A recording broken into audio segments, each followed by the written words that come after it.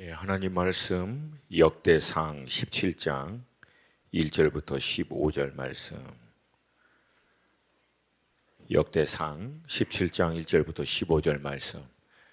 네, 하나님 말씀 함께 우리 한 목소리로 읽겠습니다. 시작.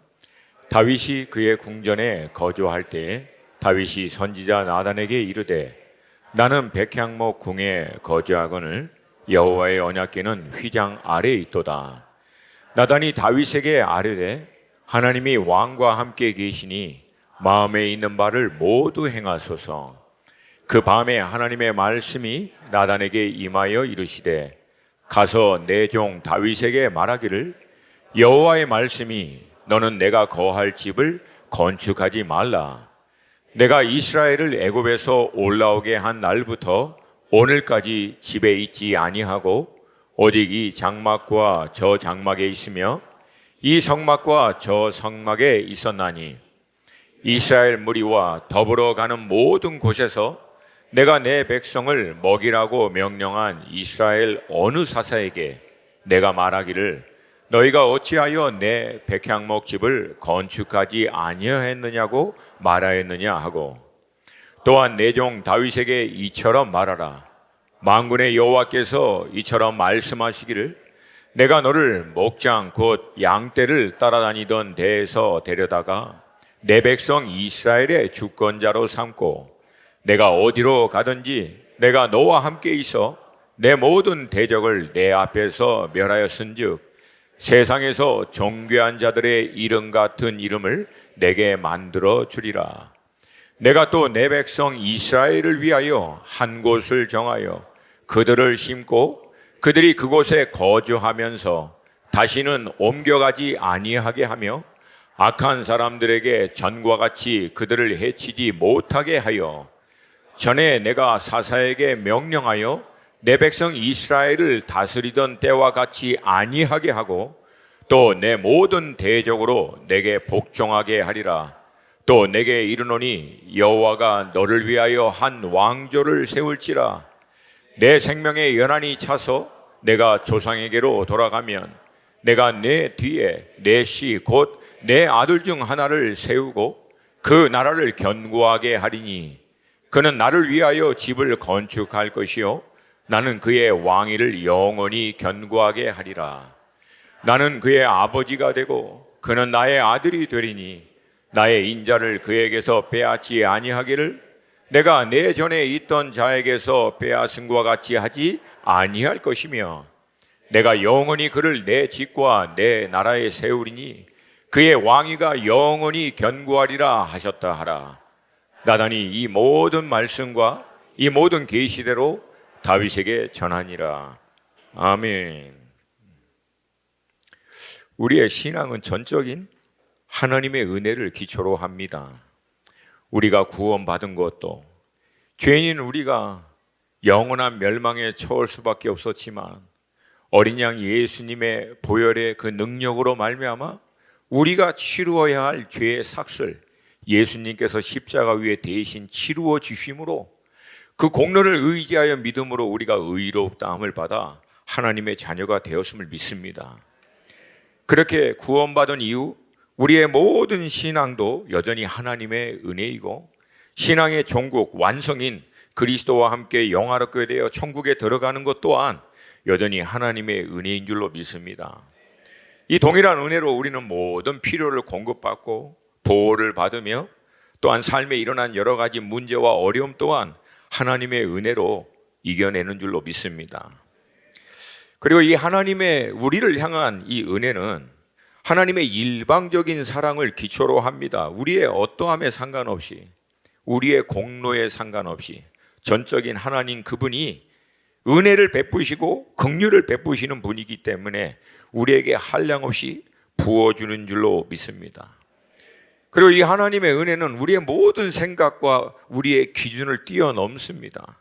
마태복음 5장 45절 말씀 우리 한 목소리로 같이 읽습니다. 시작.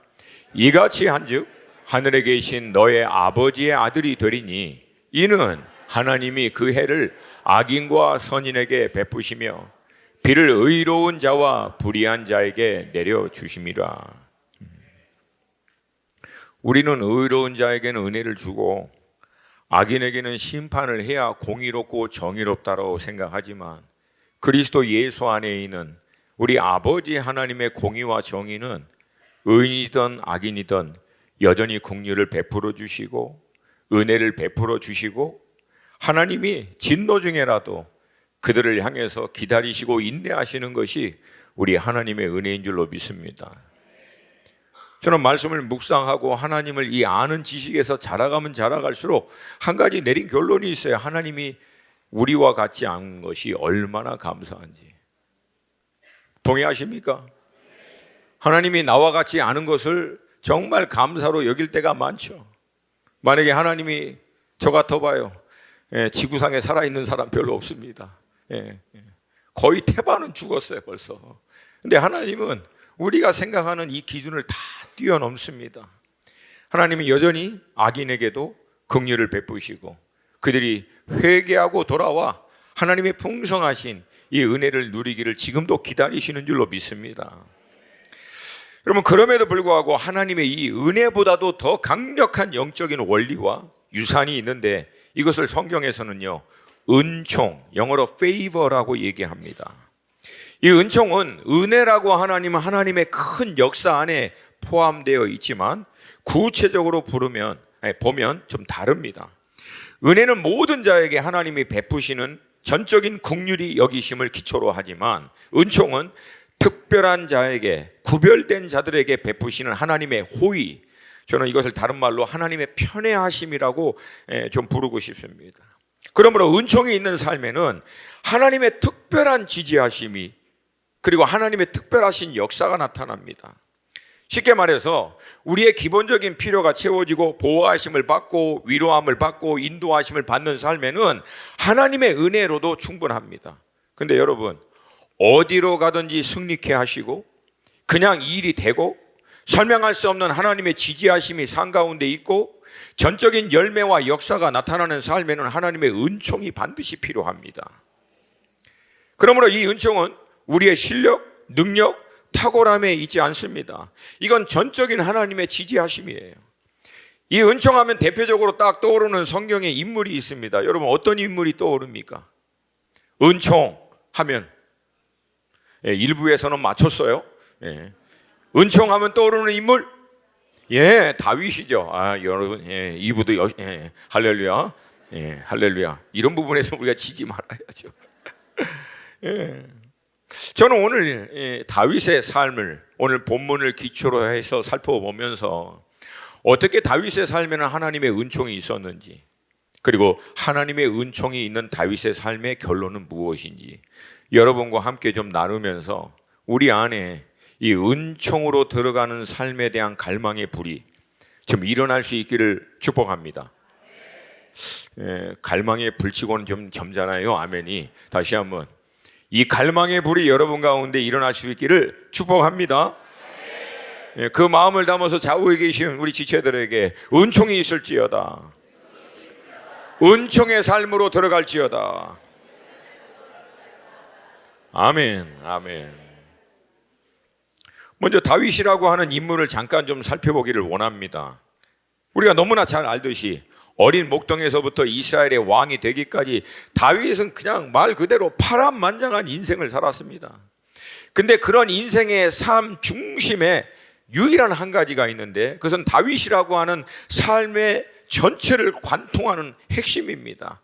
그것은 다른 게 아니라 하나님의 임재, 즉 하나님의 임재를 갈망하는 모습이었습니다.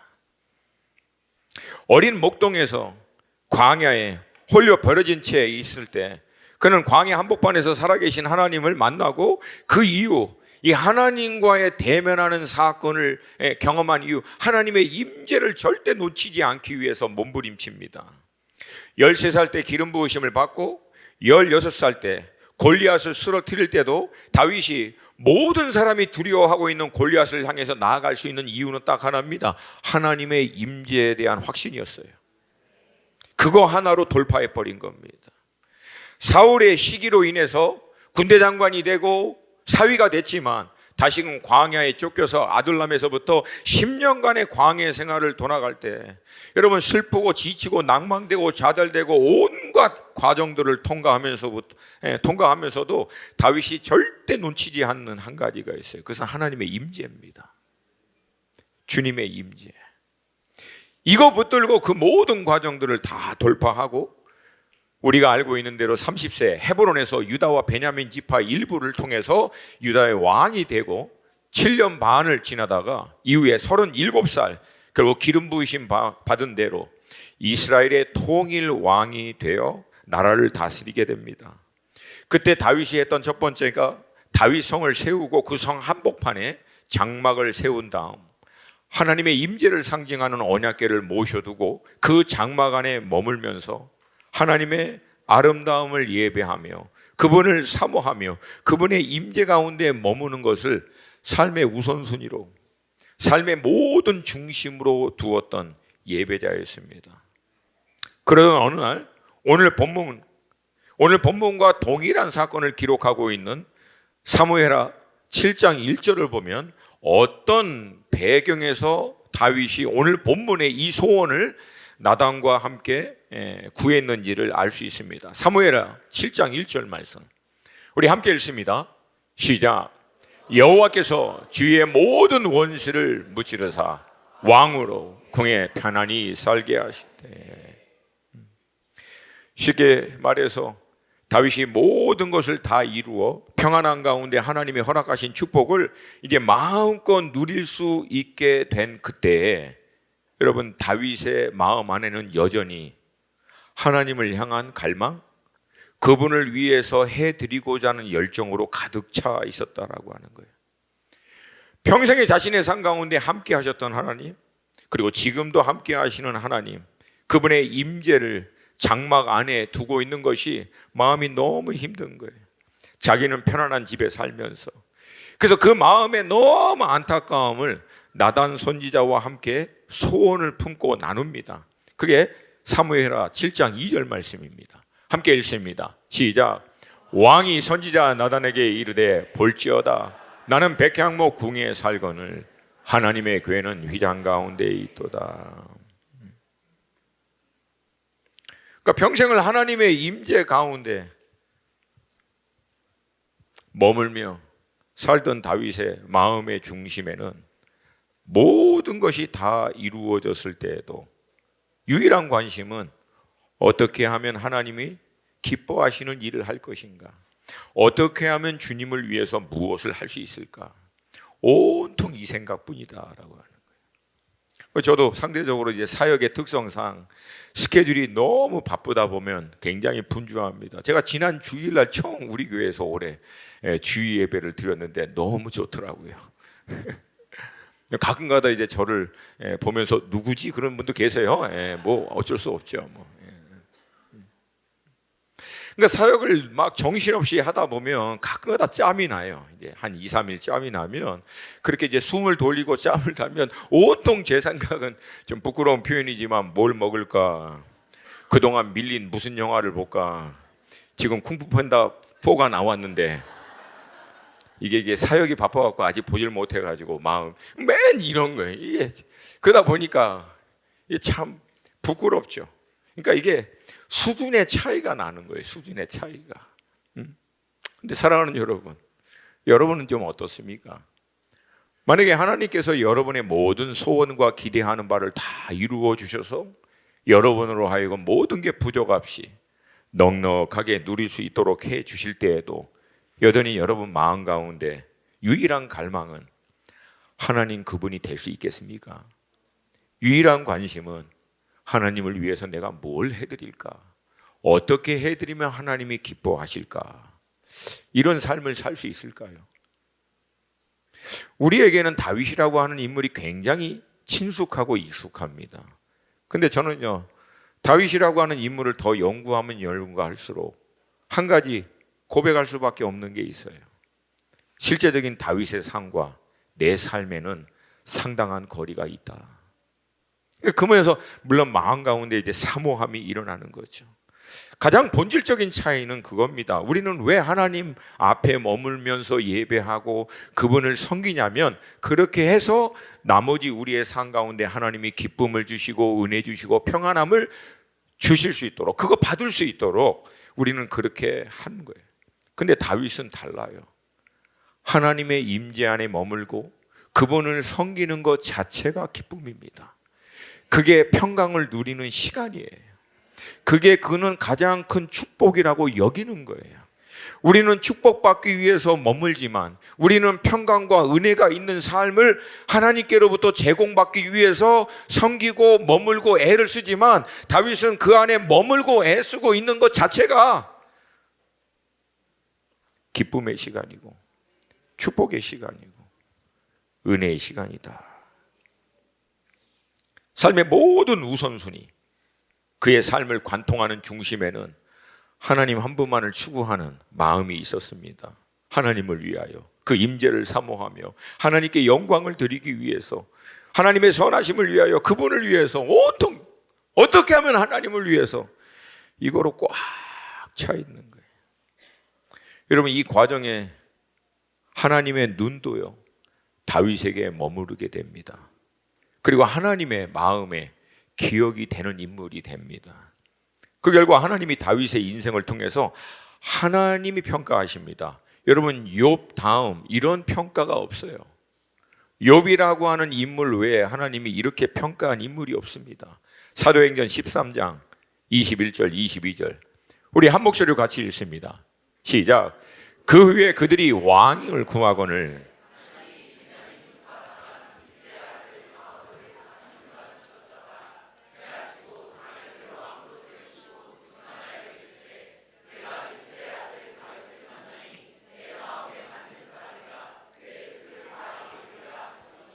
아멘.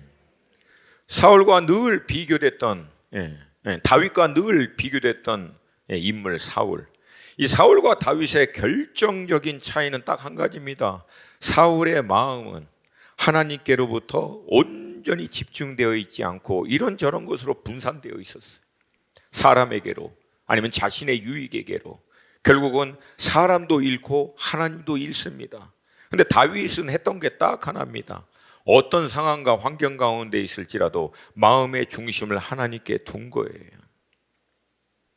그런 다윗을 향해서 하나님이 말씀하신 거예요. 증언했다라고 얘기하는 거예요. 하나님이 증언자로 다윗이 어떤 인물인지를 증언해 주신 거예요.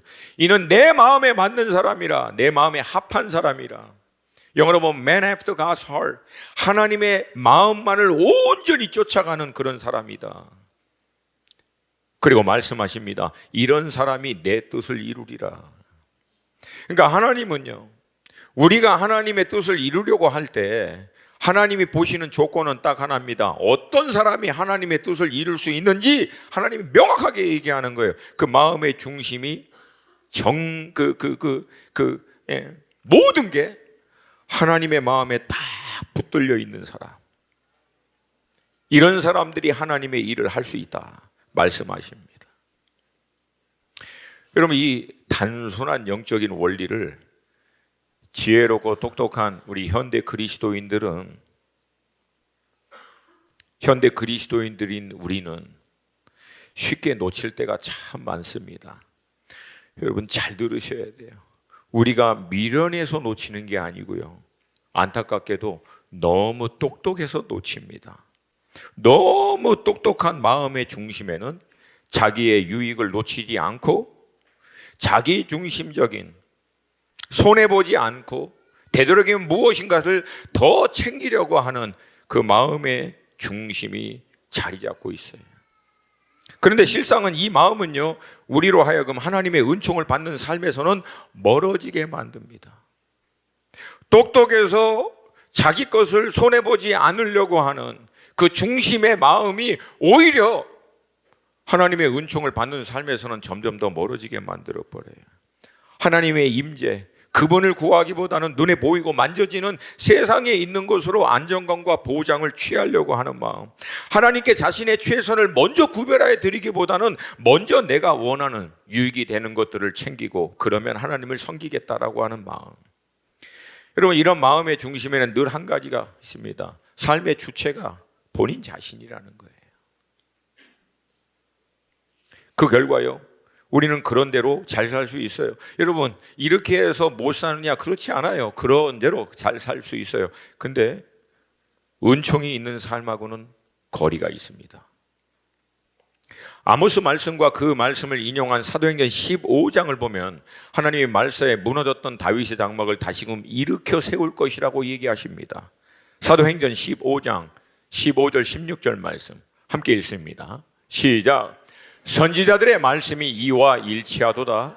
기록된 바 이후에 내가 돌아와서 다윗의 무너진 장막을 다시 지으며 또 그 허물어진 것을 다시 지어 일으키리니. 여러분, 이 의미를 잘 보셔야 돼요. 첫 번째, 하나님이 보시는 관점에서는 이 장막이 이미 허물어져 있다라고 보시는 거예요.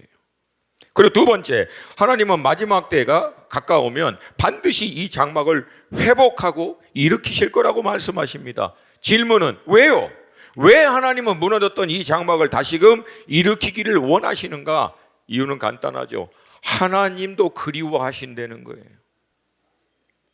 하나님도 대단하고 놀라운 일을 행하고 어마어마한 실력 있는 사람들을 그리워하는 게 아니라 하나님의 마음에 합한 자들, 하나님만을 갈망하고 그 임재를 사모하고 어떻게 하면 하나님 안에 머물면서 그분이 기뻐하시는 것을 해드릴까, 온통 그 생각, 삶의 상황과 환경에 상관없이 슬플 때도 하나님의 임재 가운데, 기쁠 때도 하나님의 임재 가운데 감사함으로, 때로는 억울한 일로 온통 답답할 때도 하나님 앞에서 머물면서 하소연하고 하나님과 삶의 희로애락을 나누며 마음과 마음을 나눌 수 있는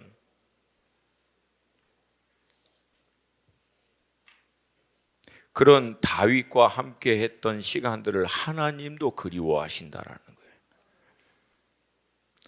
제가 오늘 이 말씀과 함께 다윗의 삶을 좀 보면서 놀라운 사실을 발견했습니다. 이건 하나님 아버지와 다윗 사이의 거룩한 로맨스. 여러분, 저는 이 로맨스라고 하는 단어 잘 안 씁니다. 근데 이거는 내가 아무리 봐도 로맨스야. 보세요. 다윗은 본문에서 하나님을 사랑하는 마음으로 어떻게 하면 하나님께 성전을 세워드릴까, 온통 그 생각이죠.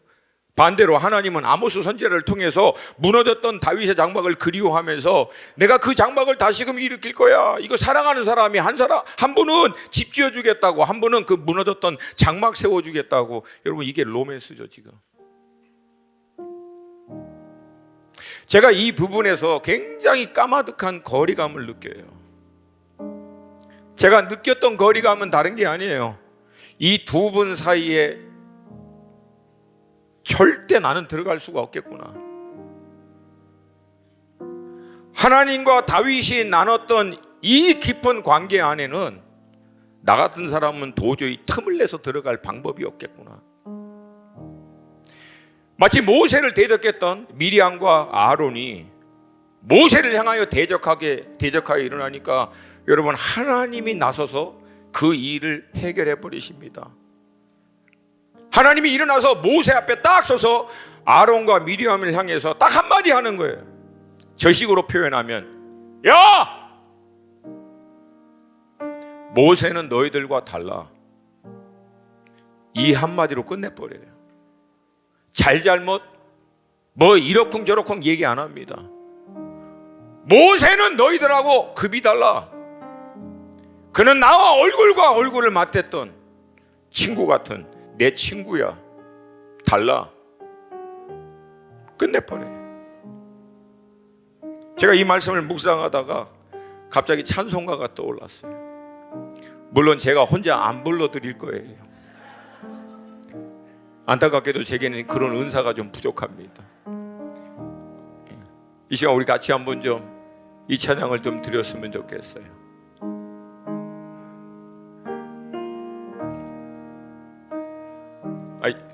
향을 하면서 나를 친구 삼으셨네. 우리 서로 받은 그 기쁨은 알 사람이 없도다. 한 번 더 주님 나와. 주님 나와 동행을 하면서 나를 친구 삼으셨네. 우리 서로 받은 그 기쁨은 알 사람이 없도다.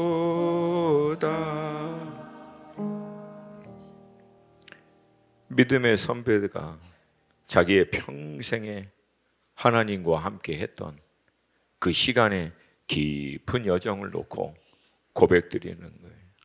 주님, 주님과 나와 이 깊은 사랑과 은혜는요, 아무도 알 수 없어요. 아무도 몰라요. 주님, 그쵸? 주님만, 주님과 저만 알죠. 여러분, 저도 그렇고 우리도 우리 삶에서 주님과 나만 알 수 있는 이 로맨스가 있기를 주님의 이름으로 축복합니다. 세상 천지 누가 아무도 알아주는 사람이 없어도 주님이 아들아 딸아 나는 알아. 나는 알아. 그리고 아무도 모를 거야. 너와 나만의 이 친밀함을, 이 사랑을, 이 은혜를. 이게 우리 삶이 되기를 주님의 이름으로 축복합니다. 어린 목동인 다윗이 광야에서 하나님을 갈망하던 모습, 그리고 그 작은 소년이 하프를 연주하면서 하나님을 혼자 예배하던 모습, 하나님을 모욕하고 있는 골리앗 앞에서 어느 누구도 나가지 않지만 하나님의 편에 서서 하나님의 영광의 이름을 위하여 담대히 나아가던 어린 청년 다윗, 10년간의 혹독한 하나님의 연단과 훈련의 과정에서도 원망하고 불평하지 않고 그 가운데서도 자신을 연단하고 그렇게 혹독한 시간들을 통과하게 하신 하나님임에도 불구하고 그 하나님의 임재 안에 그 하나님을 놓치지 않으려고 온통 몸부림쳤던 다윗. 그 과정에서 깊어진 다윗과 하나님의 로맨스, 이건 이 두 분 외에 누가 알겠습니까? 지금 여러분, 우리는 아가서 말씀을 이제 교회에서 묵상하고 있어요. 술람의 여인과 솔로몬 왕가의 이 사랑을 비유로 하여 이제 오신 메시아와 신부된 교회, 또 교회 지체가 되는 우리 개개인들과의 이 사랑의 관계를 비유적으로 표현한 말씀인데, 제가 이제 지나가다가 우리 성도님들이 하는 말씀을 듣게 됐어요. 그냥 뭐 일부러 들으려고 하는 건 아니라. 막아서 묵상하는, 아무리 봐도 이해가 안 가요. 아무리 봐도 잘 모르겠어요. 당연히 그렇죠. 왜? 그 로맨스의 레벨이 우리가 그 수준까지 못 들어가서 그래요. 여러분, 만약에 그 로맨스의 레벨이 거기에 들어가면 아가서 묵상하면서 무슨 말이 나올까요? 맞아, 그렇지. 주님이 그렇게 아름다우신 분이시지. 맞아, 그렇지. 주님이 그렇게 나를 사랑해 주셨지. 맞아, 주님이 내가 그렇게 주님이 얘기해도 응답하지 않고 머물러 거리는데 까마득하게 멀리 계신 것 같은데 알고 보니까 주님은 늘 그 자리에 계셨던 거지. 할렐루야. 한 가지 여러분 분명한 사실은 이 로맨스는 어느 날 불받았다고 되는 것이 결코 아니라는 거예요. 다윗은 어린 목동에서부터 이스라엘의 왕이 될 때까지, 그리고 왕이 된 이후에도 늘 주님의 그 임재 안에 거하며 삶의 중심, 삶의 본질, 삶의 우선순위를 하나님께 두었기 때문에 온통 마음의 생각에 품은 것이 하나님을 향한 소원 외에는 없었다라고 하는 거예요. 그리고 이런 인격적이고 영적인 깊은 교제를 통해서 어느 누구도 범죄할 수 없는 하나님과의 깊은 로맨스의 관계 가운데 들어가게 되고, 그 결과 하나님은 다윗의 삶 가운데 은총을 부어주기 시작했다라고 하는 겁니다. 저는 저 자신을 포함해서 우리 모두가 이 은총이 머무는 삶으로, 이 깊은 로맨스가 있는 삶으로 들어갈 수 있기를 주님의 이름으로 축복합니다. 여러분, 이 로맨스에 한번 빠지면 이거 무섭습니다. 배는 게 없어요. 배는 게 없어요. 할렐루야. 주님 외에는 배는 게 없어. 배는 거 없어. 세상에 있는 거 다 죽어도 주님을 놓치지 않겠다라고 기꺼이 대가지불합니다. 왜? 이미 주님이 나에게 그렇게 해 주셨거든요. 내게 사랑으로 오기 위해서 하늘의 보좌 영광 다 버리시고 이 땅에 오시고 그 수모와 멸시 다 받으면서도 십자가 위에서 자신의 생명을 내던지시면서 우리를 사랑해 주신 그 주님의 로맨스 가운데 우리도 들어가는 거예요. 근데 여러분, 이 로맨스에 들어가기 위해서는 대가지불이 필요합니다. 절대 그냥 안 됩니다. 은혜는 모든 사람에게 조건 없이 부어주시는 거지만 하나님의 은총이 머무는 이 특별한 로맨스의 관계 가운데 들어가기 위해선 반드시 대가지불이 필요합니다. 근데 여러분, 이 대가지불을 하고도 이 로맨스 가운데 들어가고 하나님의 은총이 있는 삶으로 들어가면 여러분, 주께서 역사하여 주실 줄로 믿습니다.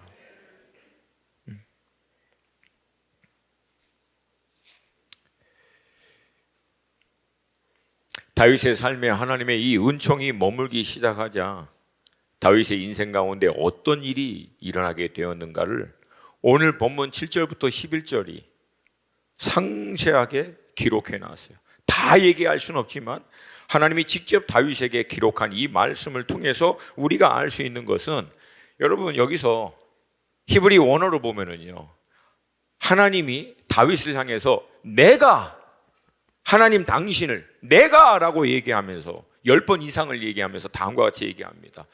내가 너를 왕으로 세울 거고, 내가 너가 어디를 가든 너와 함께 할 것이고, 내가 너의 모든 대적을 내 앞에서 멸할 것이고, 내가 너의 이름을 존귀케 만들 것이고, 내가 다윗 너 때문에 이스라엘을 한 곳에 정착하게 할 것이고 이전과는 다르게 그들을 대할 것이고, 내가 다윗 너로 인해서 이스라엘에게 사사 때와는 다르게 대할 것이고, 내가 너의 모든 대적을 너에게 복종하게 할 것이고, 너를 위하여 한 왕조를 세울 것이고, 내가 너의 씨 곧 내 아들 중에 하나를 세워 그의 나라를 견고하게 할 것이고, 그가 나를 위하여 집을 것이고, 나는 그의 왕위를 너 다윗 때문에 영원히 견고하게 하리라. 나는 그의 아버지가 되고 그는 나의 아들이 되느니 나의 인자를 그 전에 빼앗은 같이 그에게는 빼앗지 않을 것인데 다윗 너 때문에 내가 그걸 할 것이다. 마지막으로 14절 우리 함께 읽습니다. 14절 시작. 내가 영원히 그를 내 집과 내 나라에 세우리니 그의 왕위가 영원히 견고하리라 하셨다 하라. 구체적인 내용을 떠나서 여기서 하나님이 강조하시고자 하시는 의미가 무엇입니까? 딱 하나예요. 다윗 인생 전체 가운데 하나님 당신이 다윗의 삶의 주체가 되시겠다는 거예요. 하나님이 다윗이라고 하는 인생의 주체가 되셔서 다윗 앞에서 하나님이 행하시겠다는 거예요. 여러분이 그러니 누가 다윗의 삶을 대적할 수 있겠습니까? 당연히 가는 곳마다 승리하죠. 당연히 뭘 해도 되죠. 더 이상 무슨 설명이 필요해요? 창조주 하나님이 나라와 민족을 다스리고 시대를 경영하시는 하나님이 다윗의 삶 앞에 딱 서서 모든 사람들에게, 모든 대적들 앞에서 비켜, 내가 다윗을 위해서 이건 되게 할 거야. 비켜, 내가 다윗을 위해서 이 일은 반드시 이루어올 거야. 비켜! 다윗 편에 내가 설 거야.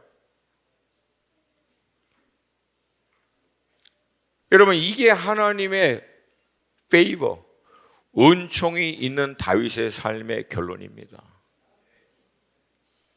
이거 어떻게 보면 편애죠. 여러분, 재밌는 거 얘기해 드릴까요? 페이버가 은총입니다. 근데 페버리티즘, 이거는 편애라는 단어예요. 이거 원수가 교묘하게 만든 거죠. 근데 여러분, 제가요 조심스럽게 말씀드리지만 성경을 가만히 보면은요, 하나님의 사람들을 향한 하나님의 편애가 결국은 다 기록되어 있어요. 할렐루야. 할렐루야. 결국은 하나님이 지지하면 그냥 돼. 지지하면 그냥 가는 곳마다 승리해요. 지지하면 한 해 농사에 100배가 열매를 맺고, 지지하면 가나안 땅에 아비멜렉, 비골 누가 뭐라고 해도 하나님이 다윗의 산 가운데 나타나시고 지지해버리면 모두가 그 앞에서 동맹을 맺자고 얘기할 뿐입니다.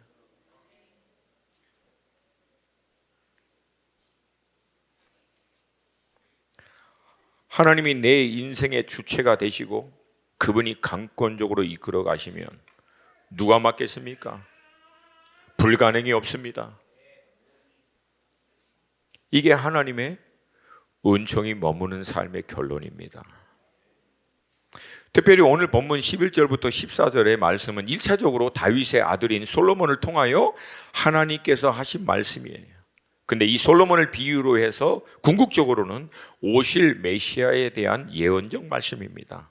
은총이 있는 다윗의 삶, 그 다윗의 계보를 통해서 결국은 하나님이 뭘 결정하십니까? 내가 너를 통하여 영원한 나라를 세울 내 아들 예수 그리스도를 이 땅에 영광의 왕으로, 영원한 왕으로 보내실 것이다. 12절, 나는 그의 왕위를 영원히 견고하게 하리라. 14절, 내가 영원히 그를 내 집과 내 나라에 세우리니 그의 왕위가 영원히 견고하리라. 은총이 머문 다윗의 삶의 결론은 메시아가 나타나는 거예요. 은총이 머무는 인생의 클라이막스는 예수가 나타나는 겁니다. 메시아 되신 예수님이 주체가 되어 그 인생을 지지하시고 이끌어 가시는 주님의 임재가 거기에 나타난다는 거예요. 주님 앞에 누가 막아서겠습니까? 주님 앞에 누가 대적하겠습니까? 주님이 하시는데 누가 가로막겠습니까? 여러분, 그러므로 이 은총이 있는 삶을 사모하시기를 도전드립니다. 이 은총이 있는 삶으로 들어가기를 갈망하기를 축복합니다. 하나님 그분 한 분을 여러분의 인생의 가장 최우선순위, 중심, 본질, 어떠한 상황에서도 하나님 그 한 분을 놓치지 않으려고 몸부림치는, 그게 가장 가치 있는 것으로 삶으로 삼는 여러분의 삶에 인정되는 때가 오게 되면 하나님이 그때부터 여러분의 삶을 적극적으로 지지하시고 역사하게 될 줄로 믿습니다. 그때 세상에 있는 모든 것, 그 어떤 것도 하나님의 은총이 머무는 자를 막을 수가 없습니다. 잘 들으세요. 놀라운 것은 하나님이 내가 마지막 때에 이런 자들을 일으킬 거라고 이미 정하셨다는 거예요. 별로 이렇게 아멘을 안 하시네. 하나님이 이런 자들을 일으킬 것이라고 정해버리신 거예요. 그러면 마지막 때 이런 자들이 일어납니까? 안 일어납니까? 일어나요? 안 일어나요? 제가 늘 하던 방법대로. 그러면 이런 자들이 누가 됐으면 좋겠습니까? 내가요. 이거 대다가 숨겨야겠네. 다시 한번, 이런 자들이 누가 됐으면 좋겠습니까? 그러므로 사랑하는 우리 믿음의 식구 여러분, 제가 목사의 잔소리로 여러분한테 다시 한번 간곡하게 말씀드립니다. 제발 너무 똑똑해지려고 하지 마세요. 똑똑해지려고 하다 보면 은총에서 멀어집니다. 때로는 단순하게 무식하게 하나님 그분의 임재를 위해서라면, 하나님께 더 가까이 나아가기 위해선, 하나님을 더 사모하고 갈망하고 그분과의 깊은 교제 가운데 들어가기 위해서는 어떤 대가지불도 기꺼이 하겠다. 이것을 여러분의 삶의 우선으로 두세요. 중심으로 두세요. 그 마음을 아시는 주께서 인정이 될 때부터 하나님은 그때부터 역사하십니다. 그러면 인생의 판이 달라져요. 그냥 다른 레벨로 들어가 버리는 거. 이 은혜가 저야 여러분의 삶 가운데 풍성하기를 주님의 이름으로 축복합니다. 우리 다 함께 좀 자리에서 일어나시겠습니다.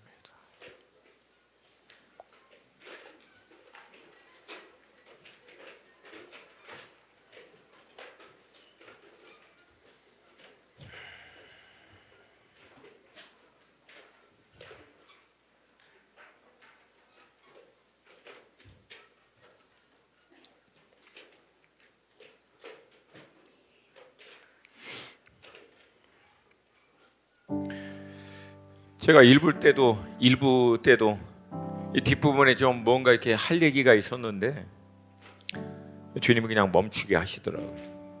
2부 때도 그냥 멈추겠습니다. 이 시간 우리 기도했으면 좋겠어. 기도하면서 좀 사모했으면 좋겠어. 여러분, 이 은총이 있는 삶을 사모하십니까? 사모하십니까? 사모하며 구하는 자들 가운데 하나님 역사할 줄로 믿습니다. 근데 여러분, 이건 사모하고 구하는 데서 멈추면 안 돼요. 반드시 여러분 대가 지불하셔야 돼요. 왜? 대가 지불을 통해서 결국은 하나님의 은총이 마음껏 부어져도 여전히 하나님 앞에 머물 수 있는 사람으로 준비되는 거예요. 괜히 하나님이 이 대가 지불과 이런 어려운 과정들을 통과하게 하시는 게 아니라 그렇게 통과하면서도 그 대가를 지불하면서도 하나님께 자신의 마음을 딱 붙들려 있는 사람들에게 하나님의 은총이 부어질 때 그들이 그 은총 이후에도 변하지 않는 거예요. 할렐루야, 할렐루야. 하나님의 은총이 머무는 삶으로 들어가기를 갈망하시는 분들은 크게 아멘. 이 시간 그런 분들은 손을 들고 같이 우리 두 가지 놓고 기도할 텐데, 첫 번째, 하나님, 당신의 은총이 있는 삶으로 들어가기 위한 대가 지불을 제가 기꺼이 감당하겠습니다. 주님, 당신을 갈망합니다. 어느 누구도 알 수 없는 주님과의 나와의 그 깊은 은혜 가운데 들어가게 하여 주시옵소서. 정말 사모합니다, 주님. 그래서 하나님의 은총이 머무는 삶, 하나님의 지지하심이 있는 삶, 이 삶으로 나아갈 수 있기를 주님 사모하오니 주님 내게 역사하여 주시옵소서. 갈망하십니까? 갈망하십니까? 갈망하는 마음을 담아 우리 주님의 이름 3번 부르고 딱 5분만 우리의 전심으로 주님 앞에 기도하며 나아가기를 원합니다. 주여! 주여! 주여!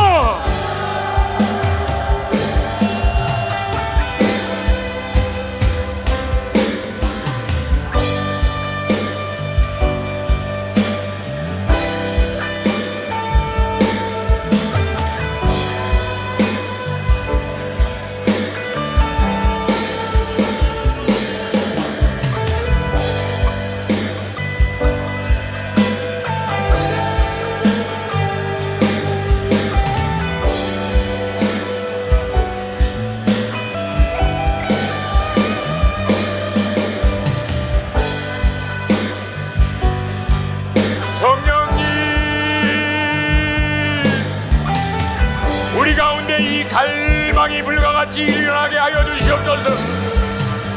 하나님의 은총이 머무는 삶을 향한 갈망이 우리 가운데 일어나게 하옵소서.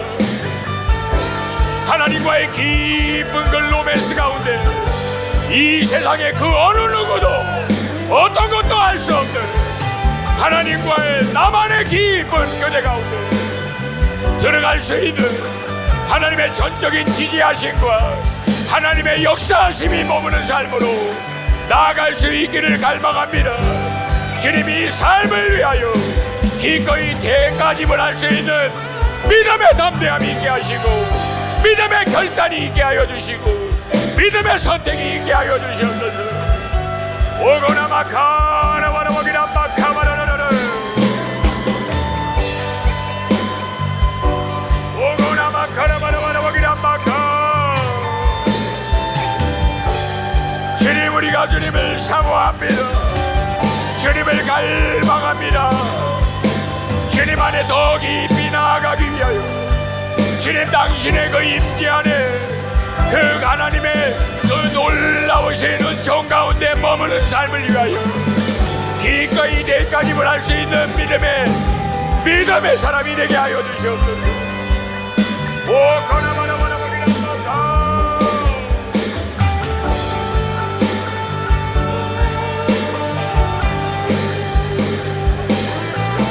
은총이 있을지어다.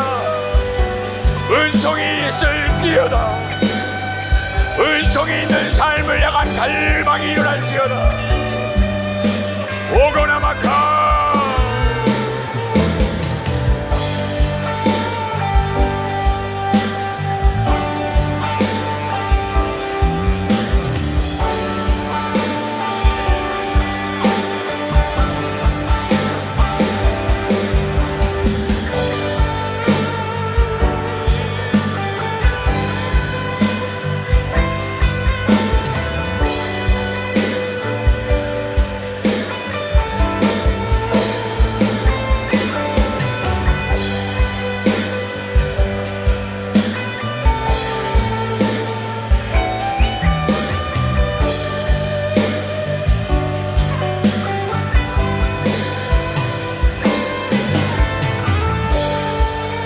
멈추지 마시고 갈망하세요.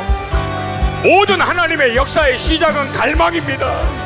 갈망하시고 구하시고 믿음으로 결단할 수 있기를, 내 영혼을 쳐서 깨어날 수 있도록, 주님 앞에 나아갈 수 있도록 이 시간 주님의 이름 한 번 더 부르고 2분만 더 기도합니다. 주여, 내가 갈망합니다. 내가 소원합니다. 은총의 삶으로 나를 인도하여 주시옵소서.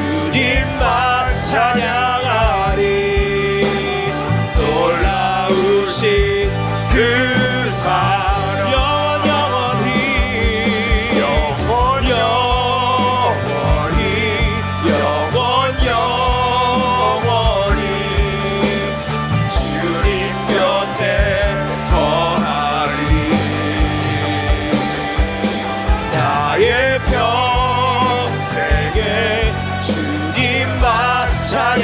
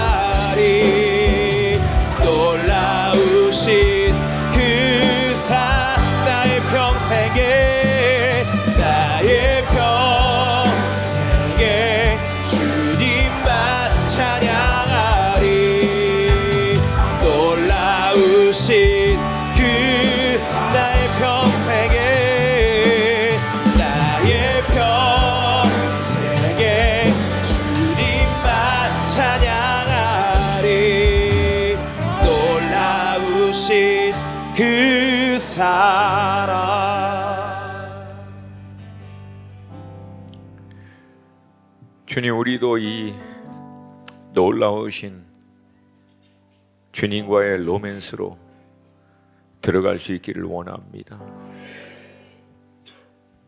우리 안에 우선되고 중심이 되고 내가 주체되어 행하려고 했던 모든 것 성령의 불로 다 태워지게 하여 주시옵시고, 주님이 내 삶의 우선순위와 중심과 삶의 본질이 되는 것을 위하여 기꺼이 대가 지불함으로 하나님의 은총이 머무는 삶으로 들어가는 우리 모든 수원 하나 식구들 되게 하여 주시옵소서. 은총이 있을지어다. 은총이 있을지어다. 우리 주 예수 그리스도의 은총이 있을지어다. 이 삶으로 들어가는 2024년 한 해가 되게 하여 주시옵소서. 그렇게 우리를 인도하실 성령 하나님 감사드립니다. 우리 안에 시작하신 이 선한 일을 종국은 이루시고 영광을 받아 주시옵소서. 감사드리며 예수님의 이름으로 기도합니다. 아멘, 아멘.